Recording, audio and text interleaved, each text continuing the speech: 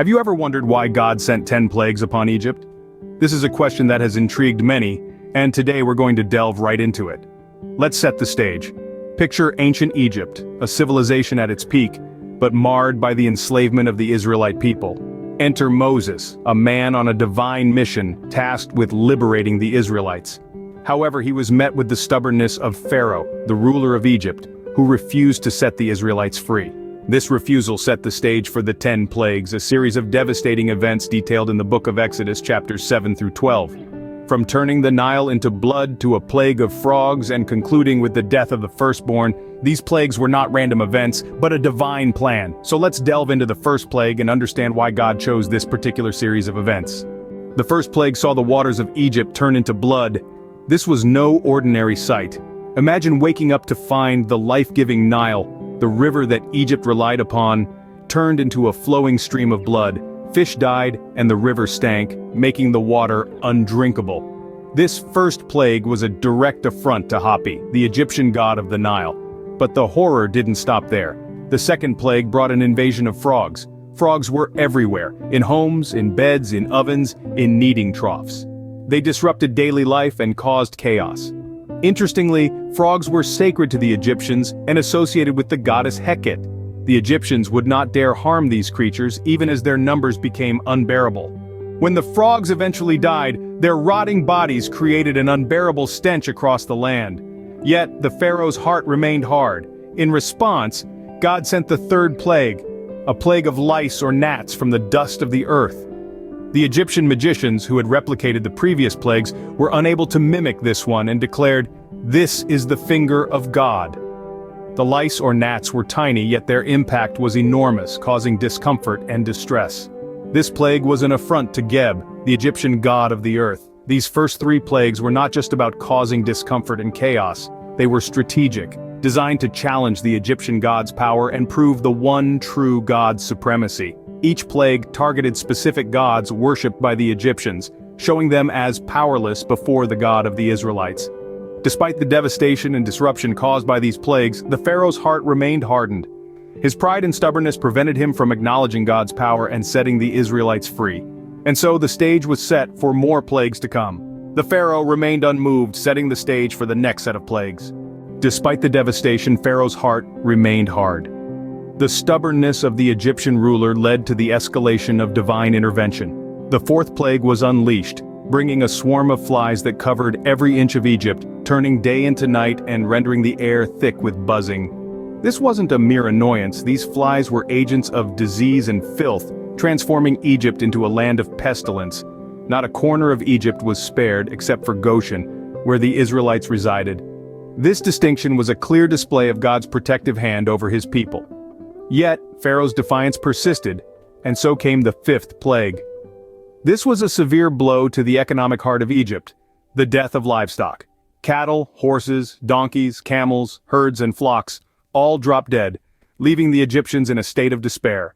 Their wealth, their means of transportation, their food supply, all were decimated. Still, in Goshen, the Israelites' livestock remained untouched, further emphasizing the divine selection between the Egyptians and the Israelites. But God's wrath was far from over.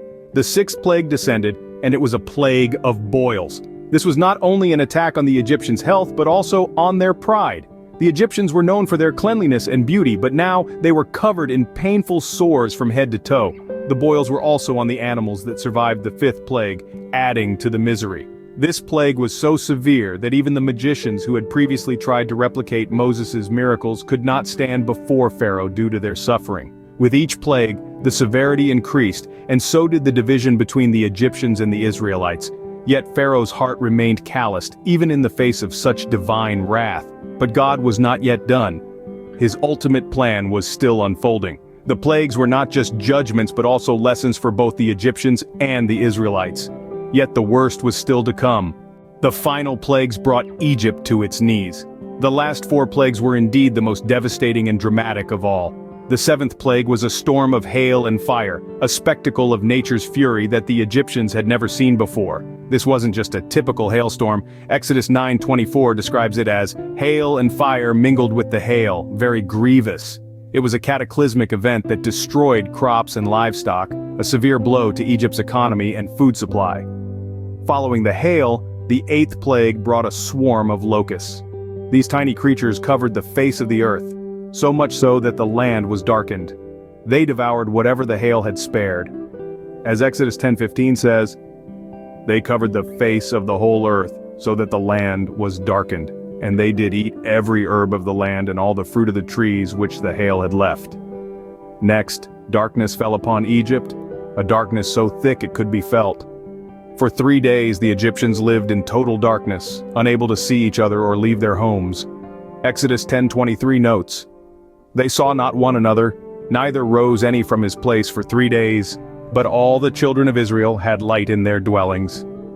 The final and most heart-wrenching plague was the death of the firstborn. Every firstborn in Egypt died, from the firstborn of Pharaoh who sat on his throne to the firstborn of the captive in the dungeon. As Exodus 12:29 states, "And it came to pass that at midnight the Lord smote all the firstborn in the land of Egypt."